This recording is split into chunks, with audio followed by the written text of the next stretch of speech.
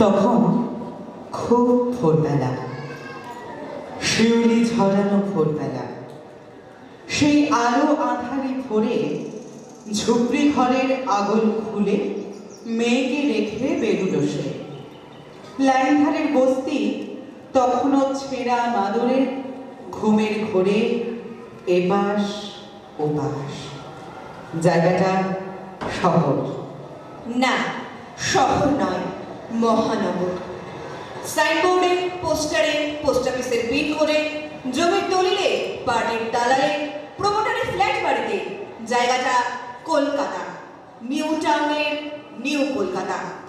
Line ধারে হাঁটতে হাঁটতে যেমন যায় তেমনি করে সেদিনও সে পেরিয়ে গেছিল খালপাড়। কত আর বয়স, 23 কি 24, নেহাতি কম বয়সী। তবু ফ্ল্যাট বাড়ির কলম মাখা বৌদিমণিরা সবাই তাকে ডাকে কাজের মাসি। আসলে নাম তার একাদশী।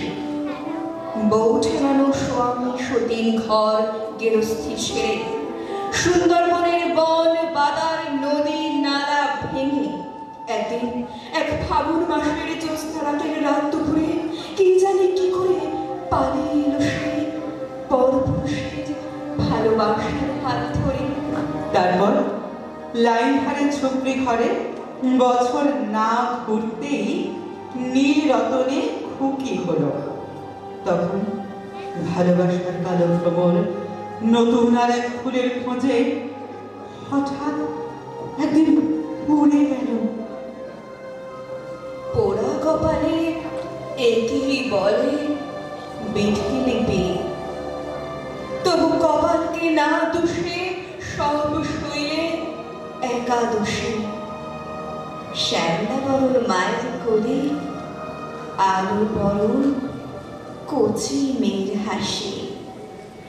কে যেন বলল তাকে, তুই ছিলি একাদশী, এ হবে পূর্ণিমা। একদিন তাই হবে। এই ভেবে ভেবে ফ্ল্যাট বাড়িতে বাসন মেজে ঘর মুছে দেখতে দেখতে একদিন এক রোদ সকালে খুকির চুলে রিবন বেঁধে পিঠে বইয়ের ব্যাগ ঝুলিয়ে তাকে স্কুলে দিলে পাঠিয়ে একাদশী। তারপর ওইটুকুন এক একরত্তি মেয়ে একা দোকা খেলার মতন এই ক্লাস থেকে সে ক্লাসে লাফাতে লাফাতে চললে গিয়ে সবে সহজ পাঠের শেষে সে যখন ধরলে কিশলয়, পড়শিরা বললে, আমাদের ঝুপড়ি ঘরের মেয়েদের এত লেখাপড়া করে হবেটা কি শুনি? ফ্ল্যাট বাড়ির রোজগেরে গিন্নিরা একে একে ডেকে বললে, ও একাদশী, তোমার এই ফুটফুটে মেয়েটাকে দাও না গো, খাওয়া দেবো, পড়া দেবো, টাকা পয়সা সব দেবো। কাজের মধ্যে কাজ শুধু রিমোট হাতে টিভি দেখবে আর বাচ্চা কাঁদলে ঘুম পাড়াবে, দোলনাতে দোল খাওয়াবে। কানে একটু খাটো একাদশী। তবু এসব খাটো কথায় কান দেয়নি সে। এ বাড়ি ও বাড়ি গায়ে গদরে খেটে খুঁটে সকাল সন্ধ্যে মেয়ে করার টিউশন দিয়ে পূর্ণিমা দেখার স্বপ্নটাকে নষ্ট করেনি সে। ও একাদশী, তোর এত কষ্টের স্বপ্নটাকে এই শিউলি ছড়ানো করে কারা দিয়ে গেল নষ্ট করে? ওইটুকুন ফুলের মতন শিশুর শরীর, সে শরীরের পাপড়ি ছিঁড়ে ফালা ফালা করে বিনষ্ট করে রক্তাক্ত করে ফেলে দিয়ে গেল কোন শকুনের দল? কোথায় সান্ত্বনা দেবে তা নয়, ঠোঁট উল্টে পড়শিরা দিলে উপদেশ। কেন বাপু একলা ঘরে অত ভোরে মেয়েকে ফেলে কাজে যাওয়া? যা দিনকাল পড়েছে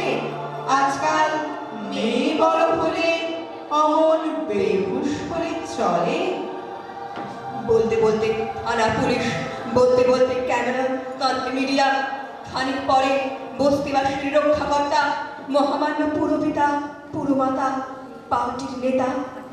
ও একাদশী, তুই কিছু বল না রোজপুরি, লাশ নিয়ে যায় পুলিশে, তুই কিছু বল না। মুখ দিয়ে কোনো রা নাই, চোখ দিয়ে কোনো জল নাই।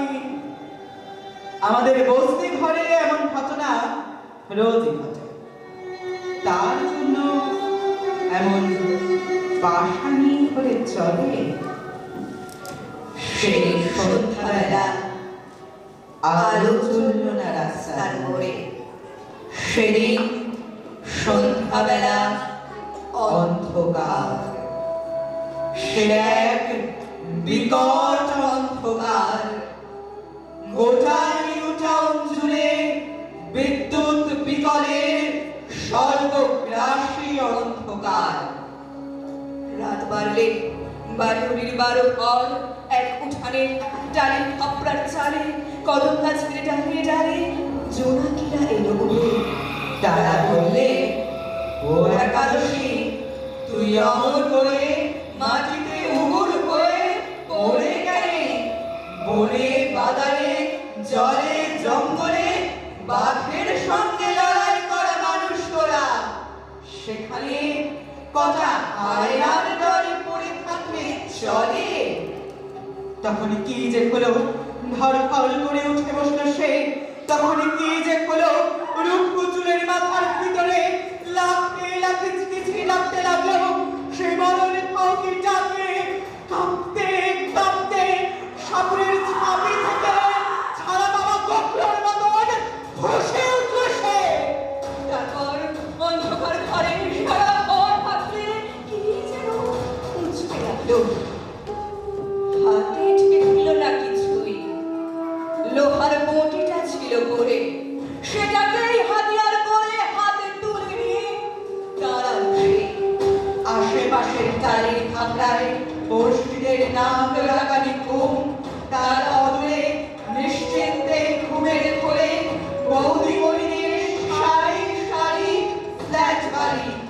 এর মাঝে এক তীব্র ঘেন্নায় মুখ দিয়ে থুতু ছেটাতে ছেটাতে সে খুলে ফেললে কাপড় চোপড়, একে একে দূর করে ছুড়ে দিয়ে শাড়ি ব্লাউজ সব। তারপর এই অন্ধকার